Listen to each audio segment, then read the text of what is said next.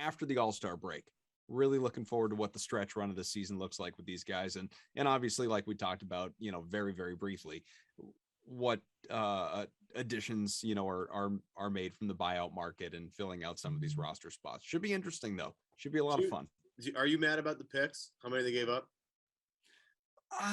I mean, I'm not mad. This is always been it's just after all that, I think I said this off the top of the show, but after all the years of real or perceived pick hoarding in Boston, and then using those picks on guys who generally have not panned out here because they either weren't good enough or they were underdeveloped or poor, like it's I know it hurts people obviously to see like the Desmond Bain situation or the Matisse Thybulle situation or the like Garrison Matthews situation or like some of these guys. But there have been a lot of Shemi Ojeleyes who and he was fine, but like Shemi Ojeleyes and Gershon Yabuselis and Carson Edwards and Romeo Langford, who's gone, and like there have been a lot more of those guys obviously than guys that have worked out, be it here or elsewhere.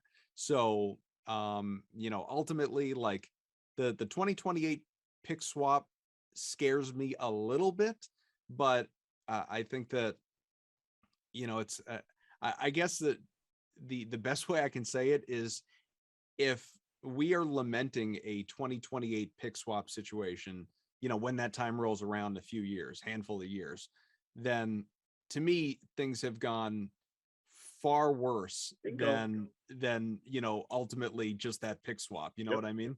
That's why I don't care about it, because if that ends up mattering in 2028, then you screwed up way more than just that.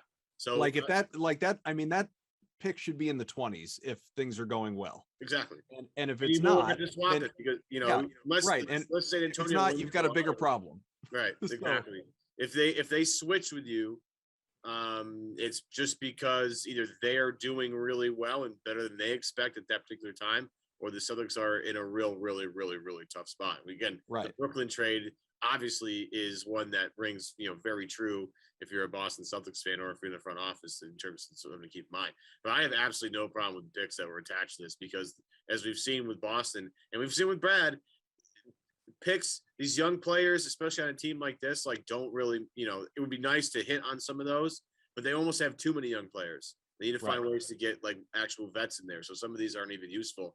If it ends up things. Well, I do like that they're, that Brad is, by dealing Richardson, bringing in White, he's forcing Ime's hand to give Aaron Nesmith a little bit of run. Let's see what we've got here in this guy. Play Pritchard and please play Nesmith in a lineup that actually, isn't a garbage time lineup and that actually matters. Put him out there with Tatum, Brown, Al and Rob or Smart, and like let him play with people that actually know how to play basketball, and just don't put him out there with like Nesmith, Romeo, Cantor, and like Richardson. Like that was the other night. I was like this isn't do anything for Aaron Nesmith's confidence. Like he's just playing out there with scrubs and jacking up shots because he hasn't shot the ball in a meaningful situation in about a month and a half. And he has to get some sort of run in. So like that's I hope that this forces the issue a little bit. But I am so over the moon with this trade, and just a guy here in White that can penetrate, get into the paint, has a nice little floater game, in between game, very confident passing on the inside, dumping it off, or a pocket pass to a big guy rolling, or a guy in the dunker spot. Very, very curious what Derrick White, Rob Williams looks like. That should be wonderful. I think this is exactly what they needed. It's a guy that's very, very, very talented, and I think very underrated.